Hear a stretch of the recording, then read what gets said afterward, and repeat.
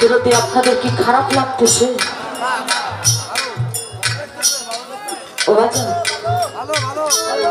আসবে পানি আবে ঝুমঝুম কুদরতেরই ধার দিয়া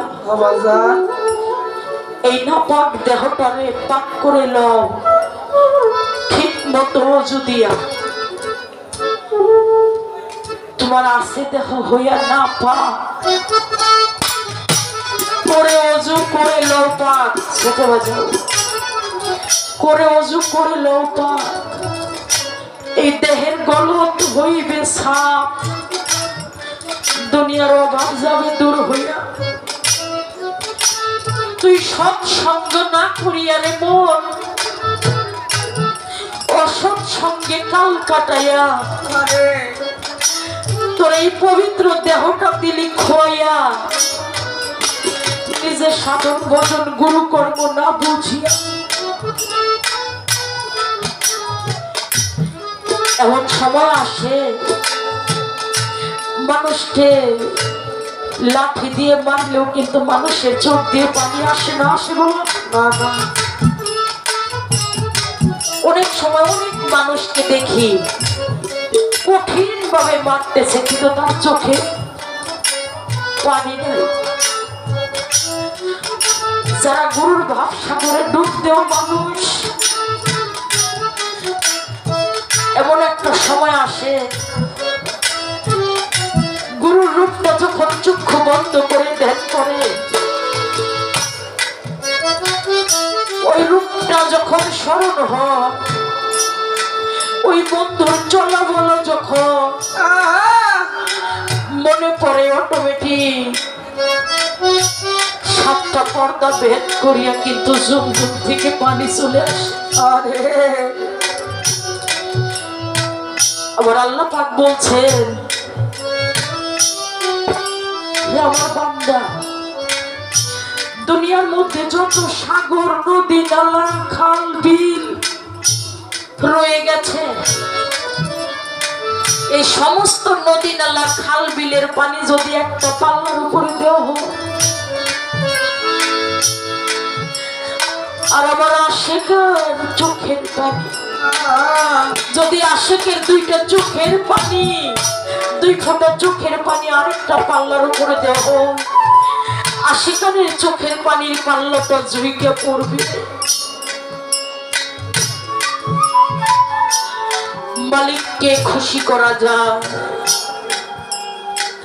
এই চোখের জল দিয়া। তাই দেখবেন অনেক মানুষ অনেক সময় নামাজে বসলে যখন দুনিয়ার সারা শব্দটা উনি কর্ণ দিয়ে না ঢোকায়, অটোমেটিক ওই নামাজের মধ্য দিয়ে দুটি চোখের পানি এসে তার বদলটা ভেসে যায়।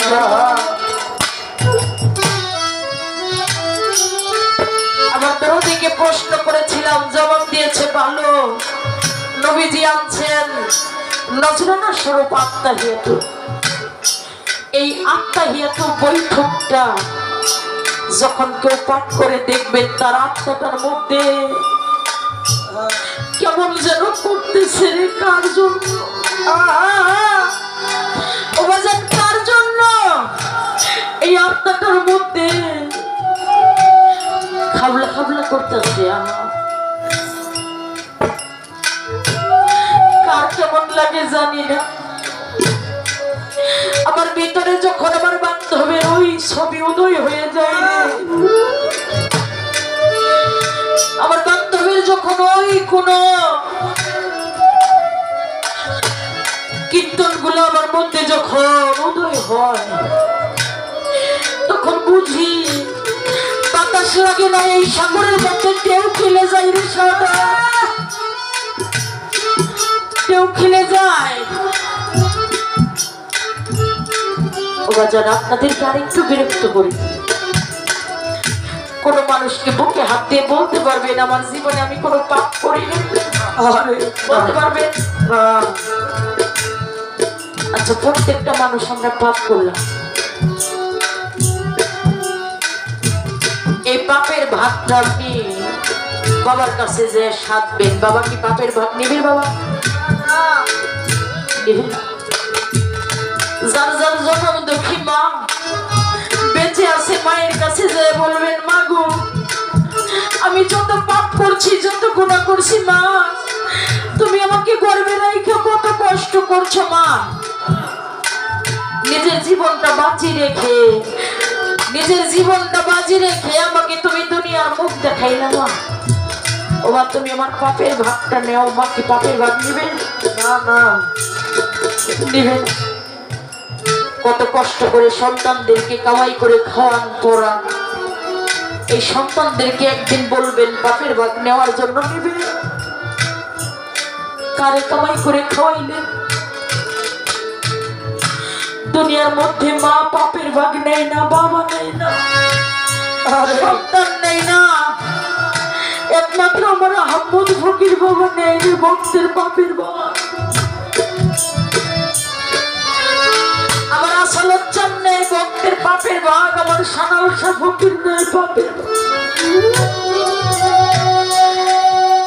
যে মানুষটা বিনা স্বার্থে পাপের ভাগ নিল, ওই মানুষটার জন্য আমি জীবনে কিছু করলাম না। তবে যতবার বিপদে পড়েছি দুনিয়ার সব মানুষ ভুলে যায়, কিন্তু ওই মহান মুর্শিদ একজন মানুষ ভুলে না।